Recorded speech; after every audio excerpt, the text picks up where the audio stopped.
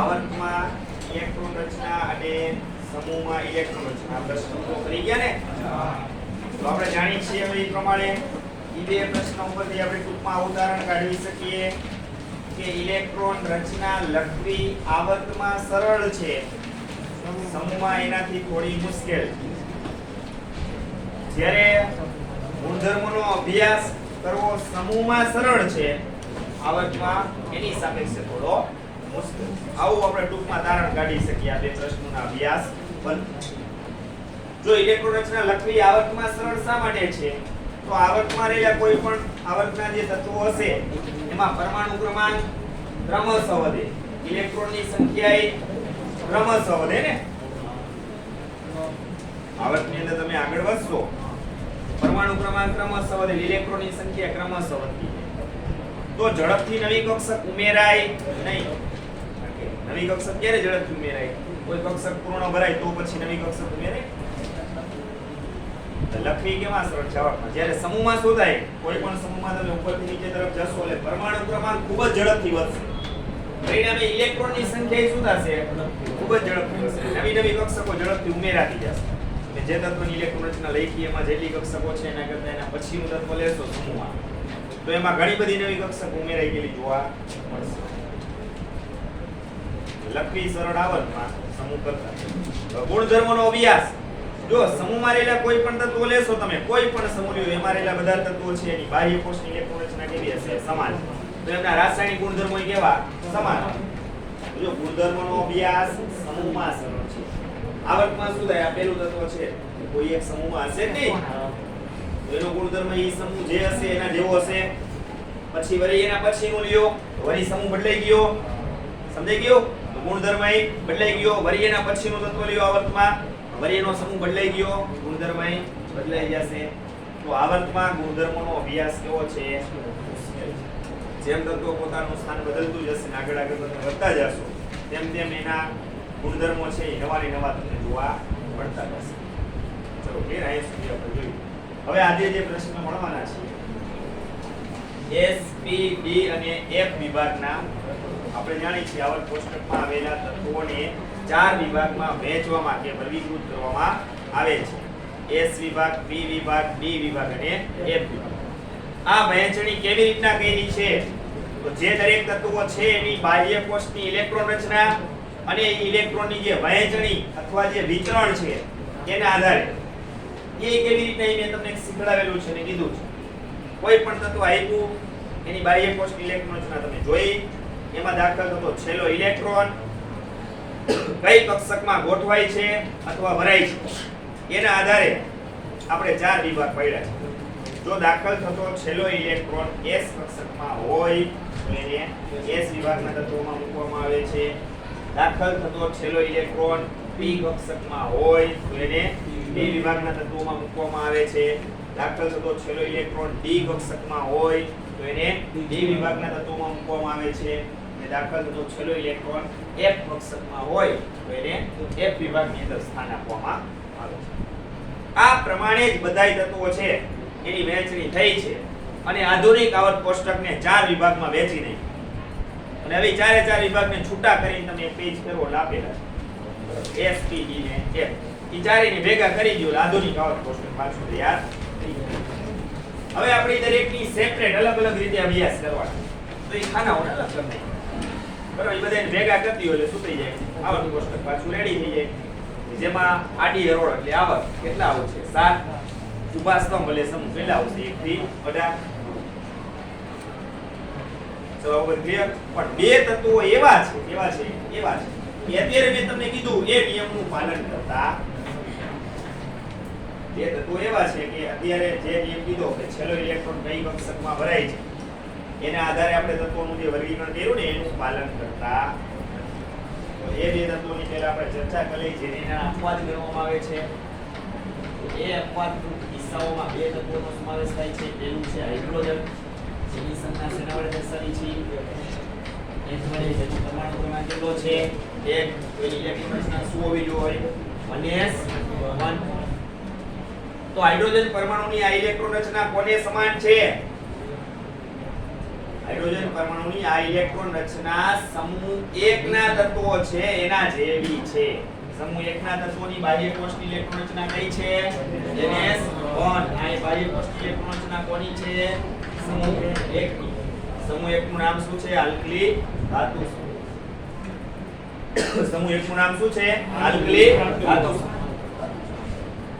તો એની બાહ્ય કોષની ઇલેક્ટ્રોન રચના NS1 છે. જો એના જેવી જ છે ને એની જગ્યામાં શું છે? 1 S1.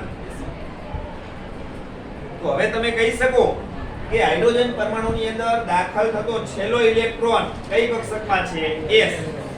તો હાઇડ્રોજન તત્વનું સ્થાન S વિભાગના તત્વોમાં હોવું જોઈએ. બરાબર ને? આપણે નિયમ પ્રમાણે હાઇડ્રોજન પરમાણુમાં દાખલ થતો કે ગોઠવાતો છેલ્લો ઇલેક્ટ્રોન S કક્ષકમાં છે એની ઇલેક્ટ્રોન રચના પરથી ખબર પડે. તો હાઇડ્રોજન તત્વનું સ્થાન S વિભાગમાં હોવું જોઈએ. ચલો, હાઇડ્રોજન તત્વનું સ્થાન S વિભાગમાં છે? ના. વળી S વિભાગમાં અને એ તમે કહી શકો સમૂહ 1 માં જ હોવું જોઈએ. જો કારણ કે એની બાહ્ય કોષની ઇલેક્ટ્રોન રચના કોને સમાન છે? સમૂહ 1 ના જેવી છે એટલે એને સમાન છે. તો એનું સ્થાન ખરેખર સમૂહ 1 માં ઉપર હોવું જોઈએ પણ નથી. બરાબર? શા માટે એ તમે જાણો છો, મેં સમજાવ્યું. ઉપરાંત હાઇડ્રોજન તત્વ છે એની આ ઇલેક્ટ્રોન રચના છે એ બીજી કોને મળતી આવે છે? સમૂહ 17. સમૂહ 17 જેને હેલોજન સમૂહ કહેવાય. એટલે હેલોજન સમૂહમાં બધા હેલોજન તત્વો આવે. ઉપરથી નીચે તરફ જાઓ એટલે ક્લોરીન, ક્લોરીન, બ્રોમીન, આયોડીન, એસટીડી એ બધા. એ બધા શું કરે છે? જો આ હાઇડ્રોજન તત્વ આના જેવું છે સમૂહ 1. આ બધા શું કરે? બાહ્ય કોષમાં એક ઇલેક્ટ્રોન ગુમાવે અને નજીકના નિષ્ક્રિય વાયુ જેવું વલણ કરવાનું પ્રાપ્ત કરે. નિષ્ક્રિય વાયુ થઈ જાય એટલે કેવા થઈ ગયા? સ્થાયી થઈ ગયા. સ્થિરતા પ્રાપ્ત કરી. દાખલા તરીકે સમૂહ 1 માં આપણે ઉપરથી નીચે તરફ ગયા તો અહીંયા એટલું છે બધું lithium, sodium, potassium, rubidium, caesium આ બધા. આ એક ઇલેક્ટ્રોન ગુમાવેલ કેના જેવો થઈ જાય? હિલિયમ. આ સોડિયમ પરમાણુ એક ઇલેક્ટ્રોન ગુમાવે એટલે નિયોન. પોટેશિયમ એક ગુમાવે એટલે આર્ગોન. એ મુજબ થાય. પછી ક્રિપ્ટોન, ઝેનોન અને રેડોન થઈ ગયા. હવે બાહ્ય કોષમાં ઇલેક્ટ્રોન હવે વધે નહીં. નિષ્ક્રિય જેવા થઈ ગયા. પૂર્ણ ભરેલી કક્ષકો થઈ ગઈ. તો એ કે ઇલેક્ટ્રોન હવે રાસાયણિક પ્રક્રિયામાં ભાગ લે નહીં. સમૂહ 1 ના દરેક તત્વો પાસે રાસાયણિક પ્રક્રિયામાં ભાગ લેવા ઇલેક્ટ્રોન કેટલા? 1. ના એક ઇલેક્ટ્રોન ગુમાવે કે મેળવે? ગુમાવે. કારણ કે એના પછીનો નિષ્ક્રિય વાયુ જોવા જાવ તો વધુ ઇલેક્ટ્રોન મેળવવા પડે. એ કાર્ય સરળ નથી. એક ઇલેક્ટ્રોન ગુમાવે છે. હાઇડ્રોજન એના જેવી રચના ધરાવે છે. એક ઇલેક્ટ્રોન ગુમાવે કક્ષક ખાલી થઈ જાય. ખાલી થઈ જાય પૂર્ણ ભરાઈ જાય. બે સરખી જ કહેવાય ને. નિષ્ક્રિય વાયુ જેવું જ વલણ પ્રાપ્ત કરી. પછી હાઇડ્રોજન છે એ નવું વલણ સમૂહ 17 જેવું ધરાવે છે. હેલોજન સમૂહ. હેલોજન તત્વો બધા ફ્લોરિન, ક્લોરીન, બ્રોમિન, આયોડીન એક ઇલેક્ટ્રોન મેળવી લે. સમૂહ 17 માં છે બાજુમાં ડાલ. સમૂહ 17 માં ફ્લોરિન એક મેળવી લે કેના જેવો થઈ જાય? નિષ્ક્રિય વાયુ નિયોન જેવો. ક્લોરીન છે એક મેળવી લે તો કેના જેવો થઈ જાય? આર્ગોન જેવો. બ્રોમિન એક મેળવી લે કેના જેવો થઈ જાય? ક્રિપ્ટોન જેવો. આયોડીન એક મેળવી લે કેના જેવો થઈ જાય? ઝેનોન જેવો. સમજાય છે? હાઇડ્રોજન એના જેવી ઇલેક્ટ્રોન રચના છે જો હેલોજન સમૂહ જેવી. આ એક ઇલેક્ટ્રોન મેળવી લે એના જેવો થઈ જાય? નિષ્ક્રિય વાયુ હિલિયમ થઈ જાય ને -2. અને એના જેવો થઈ જાય તો હાઇડ્રોજન નું સ્થાન ક્યાં આપી શકીએ આપણે? જમણી બાજુએ બે વિભાગમાં સમૂહ 17 માં એનું સ્થાન હોવું જોઈએ. કારણ કે એ સમૂહ 17 ના તત્વો છે એના જેવી ઇલેક્ટ્રોન રચના ધરાવે છે. એક ઇલેક્ટ્રોન મેળવવાની વૃત્તિ કે વલણ ધરાવે છે. નિષ્ક્રિય વાયુ જેવું બનવાનું વલણ ધરાવે છે. પ્રશ્ન એ થાય કે જમણી બાજુ સ્થાન આપવું જોઈએ. એક બાજુ જોયું તો આલ્કલી ધાતુ સમૂહની જેમ એનું સ્થાન ક્યાં હોવું જોઈએ? ડાબી બાજુ હોવું જોઈએ. વૈજ્ઞાનિકોએ આ સમસ્યાનું નિરાકરણ કરવા માટે શું કર્યું? કાયને જમણી બાજુ સ્થાન આપવું પડે, કાયને ડાબી બાજુ આપવું પડે. બે બાજુ આપવું પડે ને. એટલે એનું સમાધાન કરવા વૈચ આપી. જે તમારે આમ મૂકવો હોય આલ્કલી ધાતુ જેવી તમારે લાક્ષણિકતા એને જોવા મળતી હોય ત્યારે નામ મૂકવાનું. પછી હેલોજન સમૂહના તત્વો છે સમૂહ 17 ના એના જેવી લાક્ષણિકતા જોવા મળે એટલે કે ઇલેક્ટ્રોન મેળવવાની વૃત્તિ ધરાવતો હોય ત્યારે નામ મૂકવાનું. વૈચે મૂક્યું તો આમ કે આમ મૂકી આગી ને આમ જ મૂક્યું તો એમ જ રહી. આમ મૂક્યું તો એ એના જ લક્ષણો ધરાવતું કહેવાય. રેડી? એટલે પહેલો અપવાદ કિસ્સો આવ્યો. એમાં નિયમનું પાલન થતું નથી. છેલ્લો દાખલ થનાર ઇલેક્ટ્રોન S કક્ષકમાં છે છતાં એને S વિભાગમાં સ્થાન નથી આપ્યું. એની પાછળનું કારણ આ બે થઈ ગયું બી. હવે બીજી બાજુ બીજો અપવાદ હિલિયમ. અપવાદરૂપ બીજો કિસ્સો હિલિયમ. સંજ્ઞા He.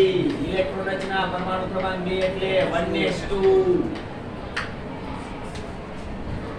તો આની અંદર દાખલ થતો છેલ્લો ઇલેક્ટ્રોન કઈ કક્ષકમાં છે જોઈ શકો છો S કક્ષકમાં તો આનું સ્થાન ક્યાં હોવું જોઈએ S વિભાગમાં પણ આવર્ત કોષ્ટકમાં તમે જોયું હિલિયમનું સ્થાન P વિભાગમાં દાખલ થતો છેલ્લો ઇલેક્ટ્રોન P કક્ષકમાં નથી હો છતાંય P વિભાગમાં મૂક્યું જો આ નિયમનું પાલન કરતો ત્યાં બે થતો એવા ગુડાણા છે અથવા એવા છે કે જે આપણા નિયમનું પાલન કરતા બાકી બધાય કરે છે બાકી બધાય કરે છે એટલે એના નિયમને આપણે ફોલો કરીને ચાલે છે અપવાદ રૂપની ચર્ચા કરી લેવાય બાકી ઓલો નિયમ કાઈ નહીં એપ્લાય કરાય હવે જાજો આવ્યો સાહેબ આવે છે બોનસ બોલે કઈ કીધું શું કીધું બોલતો હા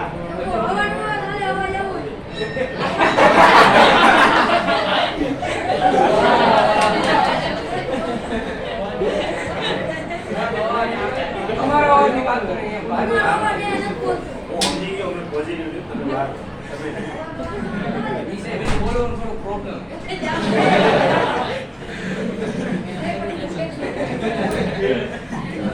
ભાઈ હવા નો તો બધા ડરી જાય ચાલે ઓક્સિજન વગર કોઈને ચાલે કોઈ 1 મિનિટ શ્વાસ લેવાનું ભૂલી જાય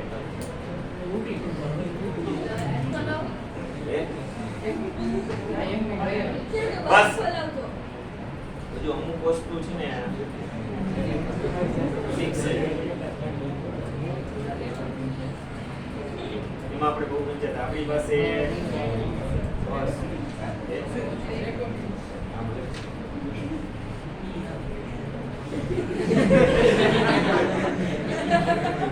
આજે કે સાંભળે પણ હવે બહુ ઓછા સાંભળે કે એક્શન ક્રિયા હોય ઈ કે સાંભળે રેગ્યુલર તો ન સાંભળતો આઈડિયા આવ્યો ને એટલે એ તો આપણે એક ફોર્માલિટી છે ઓનલાઈન તમને મન બે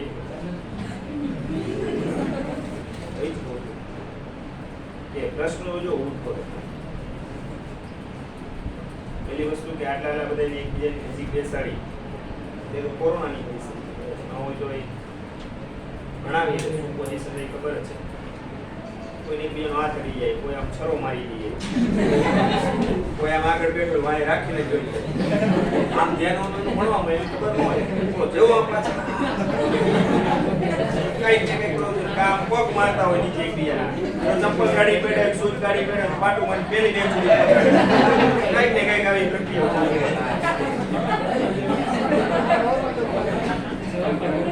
કા કોઈ ચોપડો ખોલ્યો ને આપણે લાગે ભણે છે એમાં મીડી રમતા હોય કોઈ ગેમ રમતા હોય ઘણું ચાલુ મને ખબર છે એમાં આપણે બહુ પડતા નથી વ્યવસ્થાના ભાગરૂપે અમુક અમુક તકલીફો તમને પડતી હોય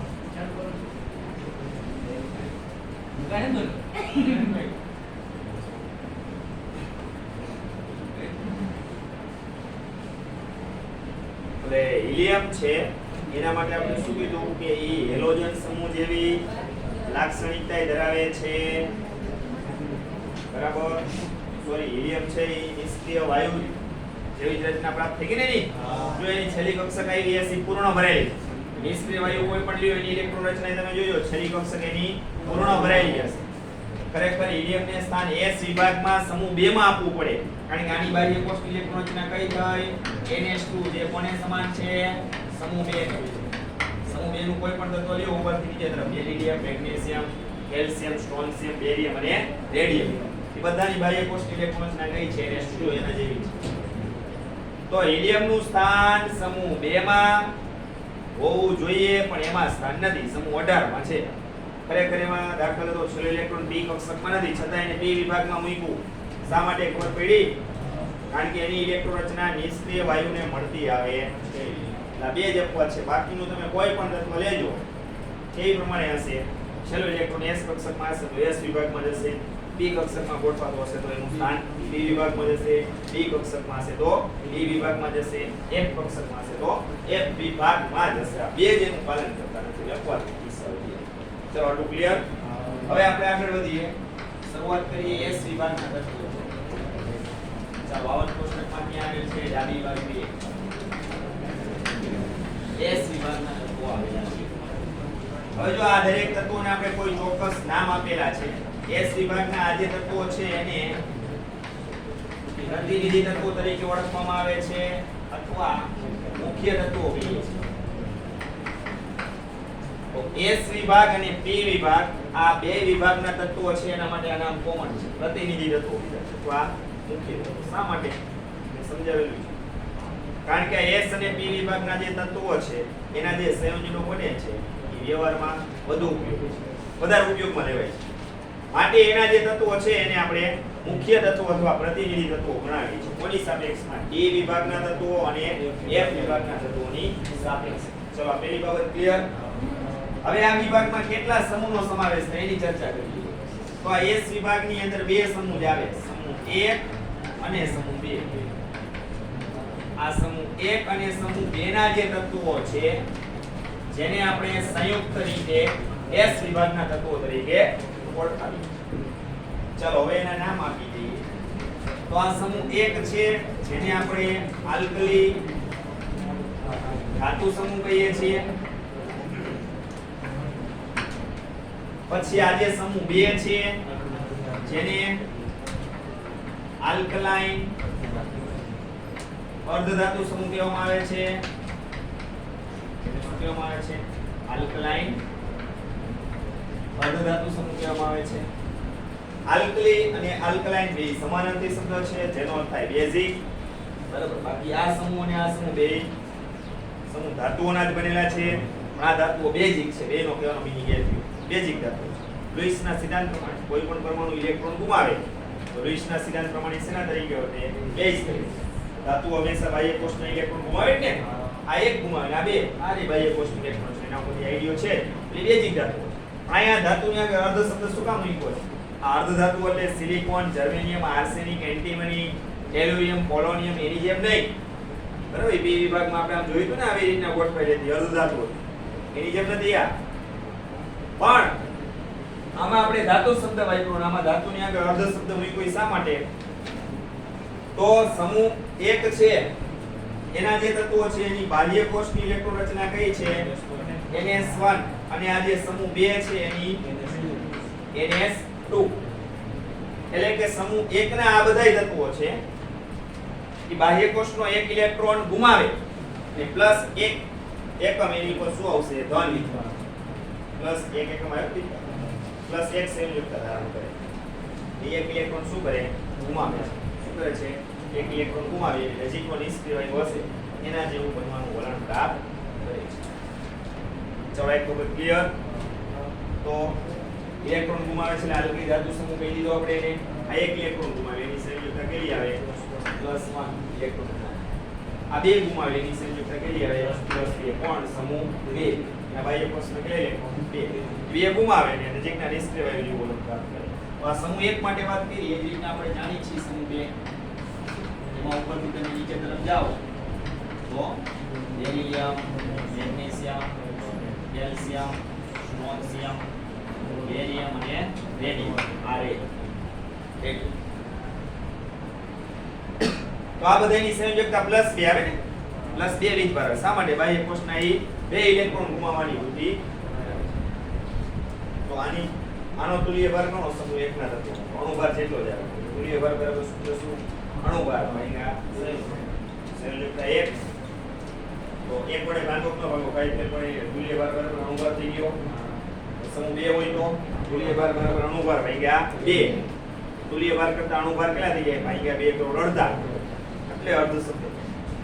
બાકી આ ખરેખર અર્ધ ધાતુ તત્વો નથી પણ આની સાપેક્ષ આની એટલે સમૂહ 1 ની સાપેક્ષે આ છે ને અર્ધ ધાતુ એટલા માટે.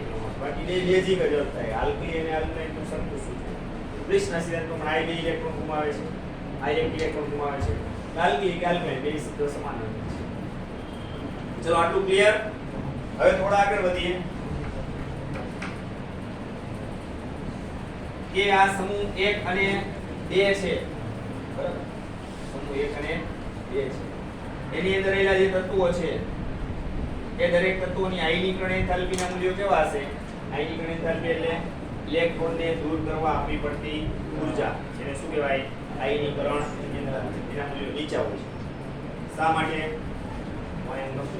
આ સમૂહ 1 અને 2 ની જે બધી ધાતુઓ છે ને એ સક્રિય ધાતુ તત્વો તરીકે ઓળખાય છે. સક્રિય એટલે પ્રતિક્રિયાત્મક. બરાબર? સક્રિય માટે બીજો શબ્દ પ્રતિક્રિયાત્મકતા એ વાપરવામાં આવે છે. પ્રતિક્રિયાત્મક અથવા પ્રતિક્રિયાત્મકતા એટલે સક્રિય.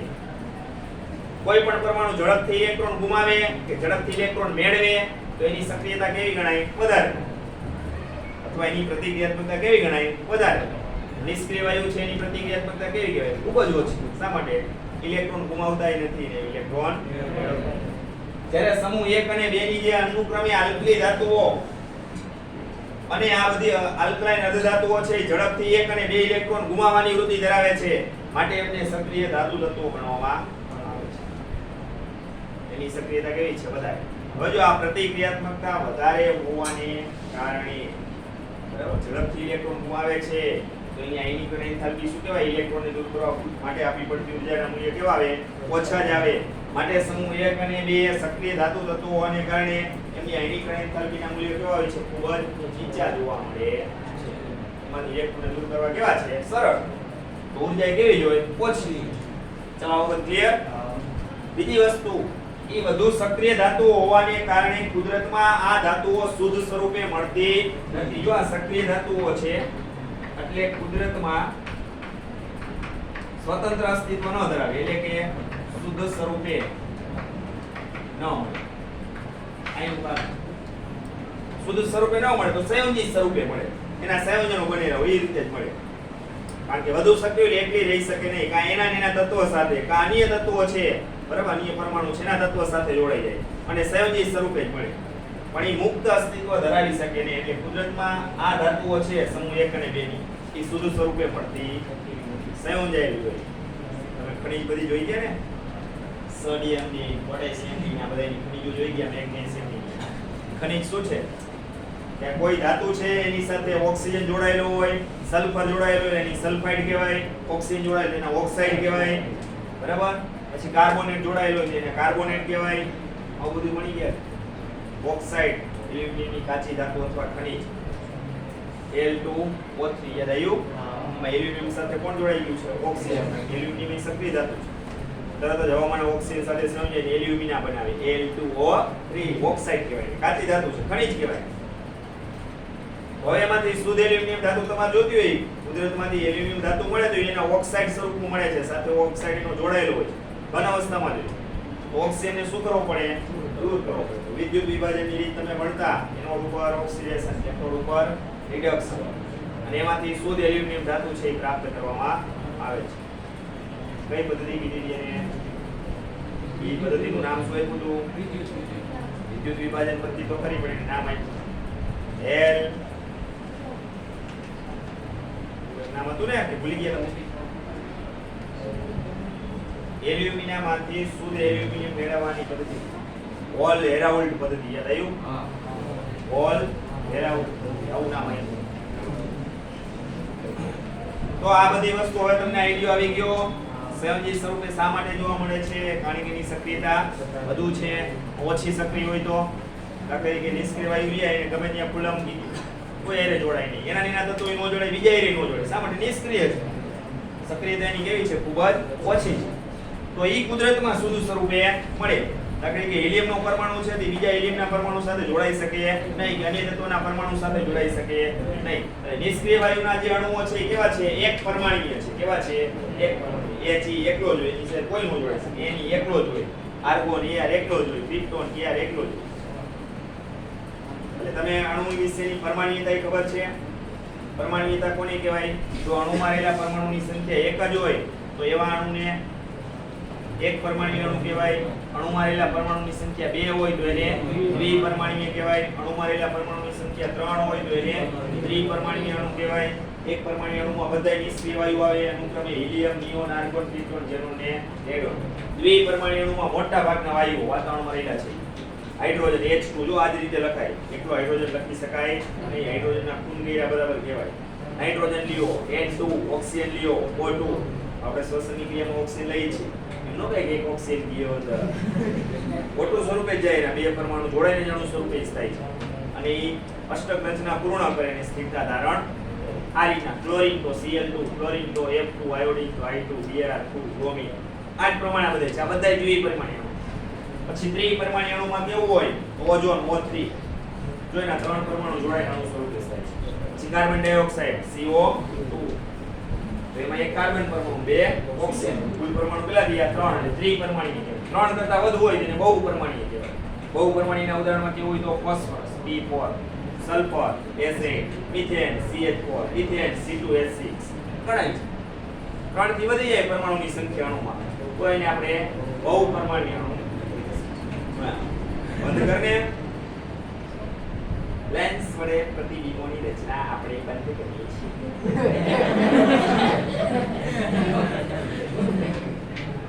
એને ભૌતિક વિજ્ઞાનનો પ્રયોગ કર્યો એટલે ભૌતિક વિજ્ઞાનના સંદર્ભમાં જેની સાથે વાતચીત નહીં. બરાબર ને? સમજી ગયો. સમજી ગયો. ખબર જ નથી આવું શું. મને આવડે પ્રતિવિજ્ઞાને વાસ્તવિક ઉલટું મળે, આભાસીને ચલતું મળે, વસ્તુના પ્રતિવિજ્ઞાને ક્યારે મોટું મળે, નાનું મળે. હા, શાંતિ રાખવાની. પછી આ કઈ ધ્યાન હોય કે ઈ સેટઅપ કરતા બાકી ચાલો છેલ્લો મુદ્દો એક જોઈ લઈએ કે આટલું કામ પૂરું કરીએ. મને ખબર છે તમારે એકદમ છે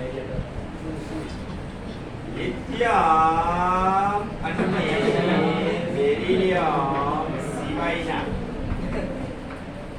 અન્ય તત્વો છે એ અન્ય તત્વોના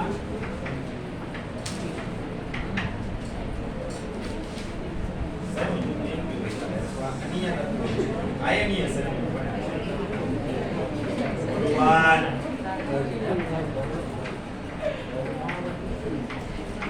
ચલો એક વાક્ય સમજી લો. લિથિયમ અને બેરિલિયમ સિવાયના કીધું છો. તો જો લિથિયમ એટલે સમૂહ 1 નું પહેલું તત્વ, બેરિલિયમ એટલે સમૂહ 2 નું પ્રથમ તત્વ. આ બે તત્વો એવા છે કે આયનીય સંયોજનો બનાવતા શા માટે? બાકીના બધાય બનાવે, સોડિયમ થી લઈને આ બધાય, મેગ્નેશિયમ થી લઈને આ બધાય એ આયનીય સંયોજનો સ્વરૂપે જોઈ છે. એના બનતા જે સંયોજનો છે આયનીય છે. આયનીય તમને ખબર પડે, આ જો સોડિયમ ઉદાહરણ આપણે NaCl મીઠું આપણે ખાઈએ છીએ ને, મીઠામાં એક ધન આયન અને એક ઋણ આયન હોય. આયનીય સંયોજનમાં શું હોય? એક ધન આયન અને એક ઋણ આયન હોય. એ આયનીય સંયોજનો કહેવાય.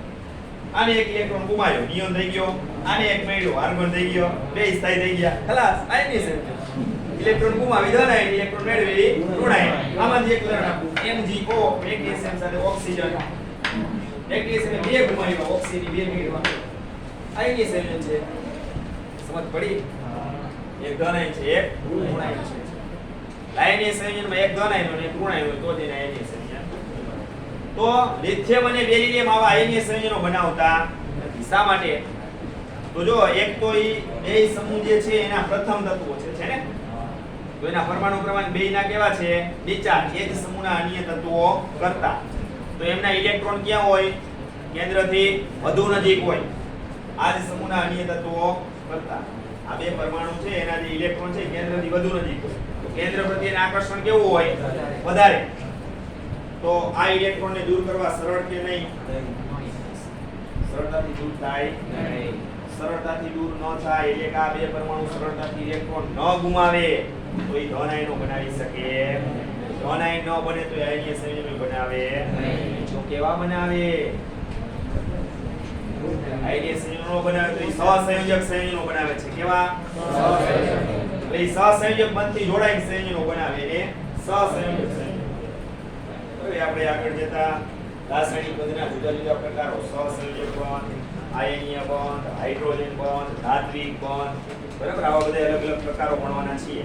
જે બંધ હશે એ બંધ ધરાવતા એના સંયોજનોનો આપણે અભ્યાસ કરવાનો છે. સહસંયોજક બંધ ધરાવતા સંયોજનોને સહસંયોજક સંયોજનો કહેવાય. હાઇડ્રોજન બંધ ધરાવતા સંયોજનોને હાઇડ્રોજનના સંયોજનો કહેવાય. આયનીય બંધ ધરાવતા સંયોજનોને આયનીય સંયોજનો કહેવાય. ચાલો ક્લિયર હતું? આયસ વિભાગ અહીંયા આપણો